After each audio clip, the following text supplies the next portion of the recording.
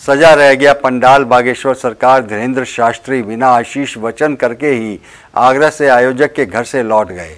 Society के अंदर भी सजा हुआ मंच सूना ही रह गया। वहाँ भी बाबा ने कोई आशीष वचन नहीं दिए।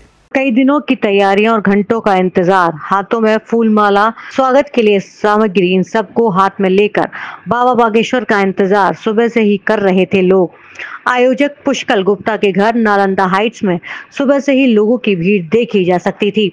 बागेश्वर धाम सरकार धीरेन्द्र शास्त्री आए तो चारों तरफ जय जयकार से पूरी सोसाइटी गूंज उठी। बाबा बागेश्वर का पूरी गर्मजोशी के साथ स्वागत भक्तों ने पुष्प वर्षा और फूल मालाओं के साथ किया। मगर उसके बाद ना तो बाबा बागेश्वर आम लोगों से मिल पाए और ना ही आम लोगों के लिए वे आशीष वचन दे पाए। आयोजक के घर पर लंबी भीड़ लोगों की देखी जा सकती थी, मगर एंट्री सिर्फ विधायक, मंत्री और बीजेपी के बड़े नेताओं को ही मिल रही थी। आम लोग घंटों तक बाबा बागेश्वर की एक झलक पाने के लिए रुके रहे, मगर किसी को भी बाबा बागेश्वर के दर्शन प्राप्त नहीं हो सके। कई बार तो आयोजक के घर के बाहर सुरक्षा में लगे उनके गार्डों से लोगों की गर्मा गर्म बहस भी हो गई। सब लोग चाहते थे कि एक झलक बाबा बागेश्वर की उनको मिल जाए, मगर लोगों की यह चाहत पूरी नहीं हो सकी। वह उनके दर्शन कर सके, ऐसा हो नहीं सका।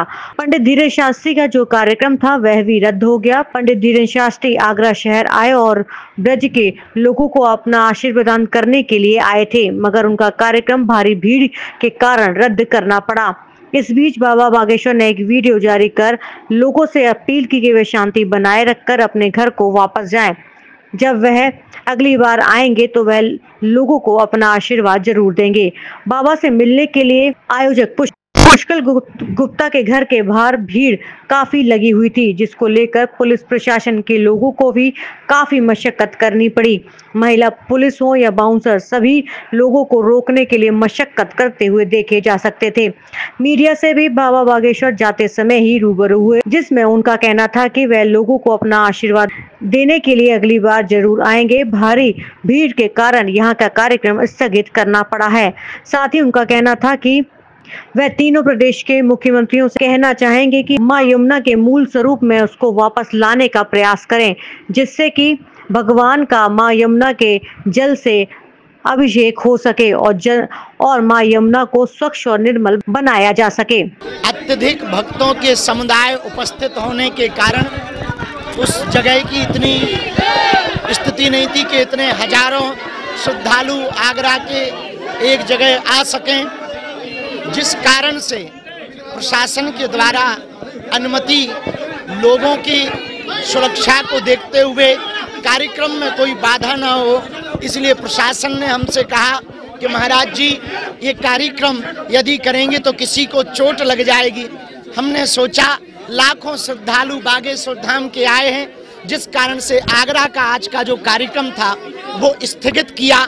लेकिन हम ब्रज क्षेत्र में 7 नवंबर से 16 नवंबर तक भारत को हिंदू राष्ट्र बनाने के लिए, यमुना जी को बचाने के लिए और हिंदुओं को एक करने के लिए पैदल यात्रा कर रहे हैं। ब्रज में आएंगे और भगवान कृष्ण लला को बैठाने का निवेदन करेंगे और यमुना की शुद्धि के लिए भारत सरकार के चारों प्रदेशों के मुख्यमंत्रियों से कहेंगे, हरियाणा, उत्तर प्रदेश, उत्तराखंड और दिल्ली, इन प्रदेशों के मुख्यमंत्रियों से कहेंगे हमारी यमुना मैया को निर्मल कर दो।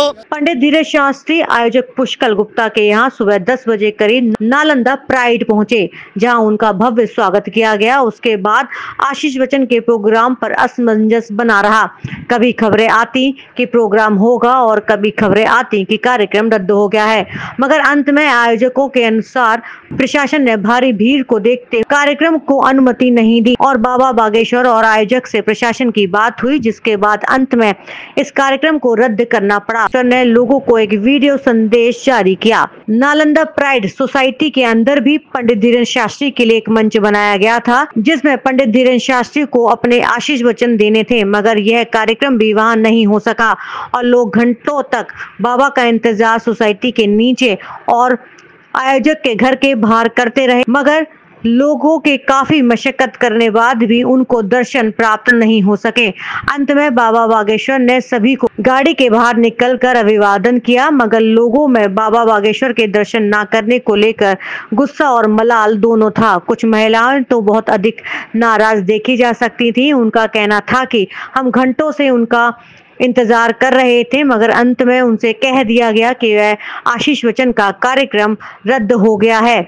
आयोजक पुष्कल गुप्ता का कहना था कि प्रशासन ने अंत समय में भीड़ को देखकर कार्यक्रम को रद्द कर दिया गया, जिसके कारण लोगों को बाबा बागेश्वर का आशीर्वाद नहीं मिल सका। उनकी तरफ से तैयारियां पूरी कर ली गई थी, मगर प्रशासन की अनुमति नहीं थी, जिसके कारण कार्यक्रम को रद्द करना पड़ा। बागेश्वर सरकार के दर्शन और उनके आशीर्वाद के लोग सुबह से इंतजार कर रहे थे।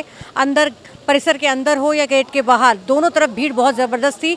मगर हाँ, वीआईपी लोगों का जो मुलाकात थी उनसे मुलाकात उनकी हो गई, मगर बाकी लोगों को निराशा ही हाथ लगी। और अगर व्यवस्थाओं की बात करें तो प्रशासन के भी हाथ पर इन व्यवस्थाओं को बनाने में फूल गए। अपने कैमरा पर्सन तारा के साथ शुभ्रा शर्मा, मून न्यूज़ के लिए।